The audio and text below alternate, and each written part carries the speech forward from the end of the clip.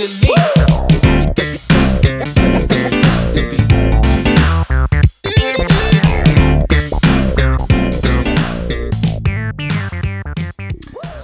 back to my film and TV channel. Hope you're all staying safe and well. We're looking at a film that's been around for a little while, over a year actually, showing at festivals and stuff like that, but it's only actually just been released about 3 weeks ago. As I'm recording this in the US, you'll have to check your territories for availability of this if you fancy it. And generally it's liked, but we'll talk about it. I won't say too much just yet. It's called Freaky Tales, and it's a 15 certificate, 107 minutes. Okay, because you get like 4 stories in one that are combined together, so 107 minutes is probably doable if we get an interesting watch. It's classed as an action comedy film. Comedy, let me think. No, I don't understand the comedy bit. There's some bits with like rapping battles, is it, where they battle against each other with a rap that can be quite funny, but I wouldn't class it as a comedy myself. This is written and directed by Anna Boden and Ryan Fleck, and it stars amongst quite a few in this one: Pedro Pascal, Ben Mendelsohn, J. Ellis, Singer Normani in her film debut. I have no idea who she is. Well, I do now because I watched it, but I didn't know who the singer was. Dominique Thorne, Jack Champion, Ji Young Hu, and Angus Cloud, amongst many others. As I said, this was released eventually on April the 4th, 2025. It's named after a song by Too Short, so another one I've never heard of, who serves as the film's narrator. There you go. I'm old, guys. You got to forgive me, of course. I'm doing this review on the 26th of April, 2025. What's it about? Well, basically, it's 4 interconnected stories set in 1987. Some of the soundtrack was fine. Of course, I was born just in 1959, so obviously I had get a young family in 1987, but it didn't stop me enjoying going to a club or two every now and then. It was Oakland, California, this, and it will tell about love of music, movies, people, places, and memories beyond our noble universe. You can get a sort of guest appearance from Tom Hanks in this as well, so only for about 2-3 minutes. So anyway, interesting.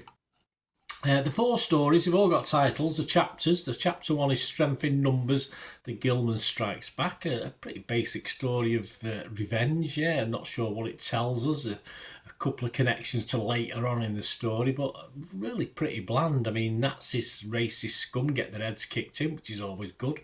But that's about it, really. It doesn't seem to sort of go anywhere, this story. You think, oh, is that it? Then you get to chapter 2, which is called Don't Fight the Feeling. Now, this is obviously starts with a racist cop and a good rap battle, I've mentioned, in a club.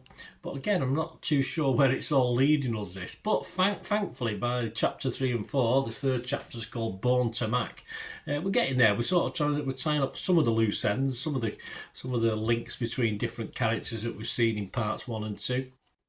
And the story's better. It became a bit more watchable by the third chapter. And chapter 4, The Legend of Sleepy Floyd, is just a real violent action conclusion that brings everything together, really. But still perhaps for me, not overly impressively. I mean, the overlapping work when it was there, but overall, apart from the production values and a strong cast, it was all a little bit bitty at times. Just too ordinary a story early on, especially. Many may have well switched off this by the end of chapter 2, so they wouldn't have got at least the sort of, from a sort of interest level, it sort of rose a bit by chapter 3. But so give it a chance, let it get to chapter 3 before you switch off, so that'll be an idea.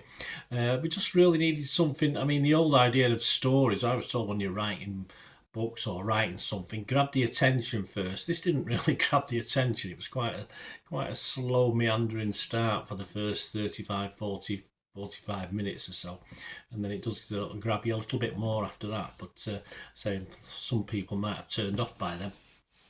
Kevin Mayer, he didn't like it. He's from the Times. He gave it 20 out of 100. He said the bogus tone is grating from the start. It's vanilla Quentin Tarantino, featuring long diner-based exchanges, inexplicably glowing boxes, and sudden eruptions of violence. Yet, unlike Tarantino, the dialogue is bland, the violence augmented with CGI gore, the setup's devoid of jeopardy. I don't think Kevin liked it. Kevin's right, of course. If you start thinking Tarantino with this, you're in serious trouble, because it's not going to compare anywhere near to the very best of Tarantino. Try and watch it without thinking Tarantino. You might sort of enjoy its qualities a little bit more than Kevin is. Benjamin Lee from The Guardian wasn't enthused either. He scored it 40 out of 100. He said, for a film so clearly designed to be fun above all else, it ends up being a bizarre slog. It's sort of got a light vibe to it, but it doesn't really. We don't get that in the film. Say it's quite a serious subject, of course, very violent, but it's just not sort of set up. I say that's where the comedy, even black comedy, even gallows humour, didn't seem to be apparent to me. So it seems to be a misplaced enthusiasm for an action comedy. It was just action with a tiny bit of a story. Jocelyn Novak from the Associated Press website scored it 50 and said, what's never quite fleshed out here is why all this should resonate with us, or how these haphazard moments, albeit compelling, weave together in the cohesive way the filmmakers seem to promise. Yeah, it doesn't really make you go, oh yeah, that's clever, that's this, there's no sort of wow factor. As I say, obviously from chapter 3 and 4, yeah, you do get a little thinking, oh yeah, that was that and that was, but it just lacks thinking. There's some classic films of overlapping stories, of course, been done over the years, and this just doesn't quite work on that level. It's just a matter of you saying, oh yeah, that's it, rather than, oh wow, yeah, that's how that worked out. But there you go. But someone who did like it, and there was enough people to like it because it's getting okay scores, was David Rooney from Associated Press. He scored at 8. He said, Freaky Tales is a genre-defying riot.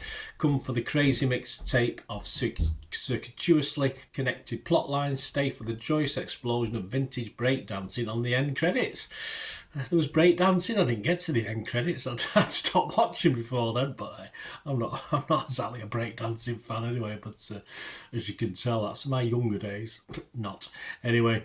I thought the climax of this should have been for the climax. You should have had a better build-up. As simple as that. It seems to be some of this film is so standalone. It's hard to sort of fully appreciate it, and it just leaves a conclusion, despite the body count, that it's all a little bit underwhelming, as I say. And you did stick up for certain characters, but it was never really, oh, I'm glad that happened, or I'm glad this happened. It was all a bit of a letdown, all a bit of a damp squib. And overall, it just didn't quite make it for me. Some nice stuff there is, if you hang on in there and watch it, but as a complete package, it was a little of a letdown. Score-wise, Rotten Tomatoes, the critics, 74% positivity, so that's good. 138 critics, 102 were fresh, but a big chunk of Rottens, 36. And we got 6.3 out of 10. The consensus read, bold, funny, overall entertaining. Freaky Tales is a vibrantly well-acted period piece that makes up in style what it lacks in narrative substance. Well, I want a bit of a story, that's the problem. I like the look of it. There's nothing wrong with the look of this, but I do want a bit of a story to hang my mind on and enjoy, which it just wasn't deep enough for me. Metacritic, a little bit down. They were 58 out of 100. That's 30 critics. 14 positive, 14 mixed, and just 2 negative. And Joe Public, Joe Public's okay on this. Rotten Tomato audience, a bit like Rotten Tomatoes, they quite like it. They're 4.3 out of 5, you can't argue with that one. And even on Internet Movie Database, almost a 7 out of 10. You've got 1,600 scores and reviews. I checked before I started doing this, and it's getting a 6.9. So it is well liked. For me, not so well liked. As I said, it wasn't a disaster, and I will be fresh on it, but only just. It's probably 51-49% fresh, but I have to be mixed on Metacritic. I can't be totally positive and negative on this, but I'm just going to give it my sort of a sit on the fence sort of rating, where I can't really recommend it, but there are bits in it that are okay. I'm going to give it a 5.5 out of 10, which this is my sort of score. Let me know your thoughts, guys. Let me know your comments on this. As I said, I'm an old fart, so it's probably not for my demographic, but I always always think I like a lot of films, whatever age group they're aimed at. God, I still like Disney stuff and things like that. But and it's set in the 80s, which is familiar to me. So I just thought I'd like it a little bit more, but I didn't. Let me know your thoughts, guys. Let us know in the comments. Of course, if you like how I do these little reviews, I try and give other people's opinions and critique those as well. So if you like my style, this is what I do. This is how I do it. I don't just waffle on about my own feelings. I try and give my feelings in comparison to other people's. So give you an all-round view of a film or a TV series, whatever I'm reviewing. If you like what I try and do and you want to help support this channel going forward in the future, it's most welcome, always is. And there are ways of doing that. All I ever ask is you keep watching and listening. To help me out, guys, if you watch the ads, if the ads on this YouTube ads, that helps in a very little way, but it all helps. All, you know, watch the pennies and pounds look after themselves, they say, don't they? Or the pennies or the 10p's look after themselves. But if you watch the ads or follow the links on the ads as well, that's always a nice way to support the channel. If you sort of hang on for it, I've done that. I watched other people's and followed the ads, something I fancied, which does happen from time to time.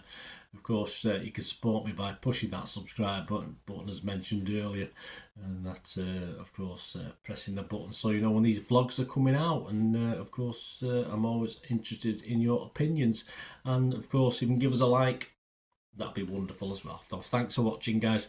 Hopefully I'll join you very, very soon with something else. Until we meet again, I'll never ask one thing, don't I? Please stay safe, everyone. Bye for now.